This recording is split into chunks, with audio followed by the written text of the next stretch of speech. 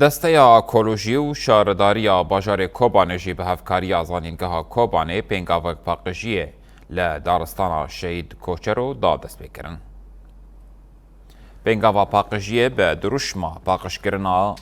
پارکان و باجاران نبر پرسیاریه که تکاکسیه لنرخکی هفپار یه جواکیه دوی ام حمی بشدار ببن دست بکر. پنگاف به ارمانجا پاراسنا چاندا پاقجیه دناوا جواکو باجر دهات لدار خستن و تیدا به دهان اندام دسته اکولوژی اندام شارداریا کوبانه و خوندکارین زانینگاه کوبانه بشدار بون.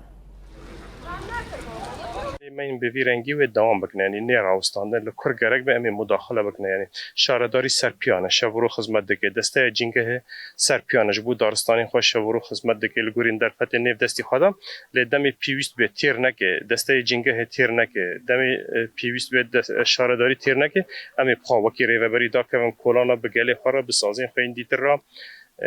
هر وها به تفکرین خوین ریخستینی را پارتین خوین سیاسی را بانگا مچیه گله ما گرگه به فرقی دا به 26 نوکی 25 تا گام بگیم 27 ایدی ام پروژه این خواهش بو حکومت دادم که پیشکش بکن بودجهش بو واره وقتاندن و چاقه هم بیتر مریکان خدمت کی در پیش و چاقه هم بیتر مریکان به ریخستن بکه لی اما 26 یعنی گله ما گرگه و یک زان به اول زحمتی پیش مهیا اما به هفر در باس بکنه و باوری ما بکله مهیا تزانی بو برگلجی باوری خو مهبه یعنی ام خدمت کار گله خانه اما تجاری قبول نکنه اول لواستی جهیز مکیم بکه یعنی اول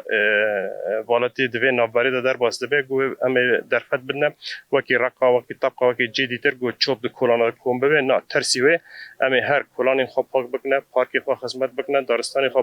پا خدمت بکنه گو ام خوزای وی والاتی پیش بخن و ام بازار خوش قریجی بو پارزن گوشبون نخوشی و لاشمان تشتی وسا به وی رنگی پیش نکرد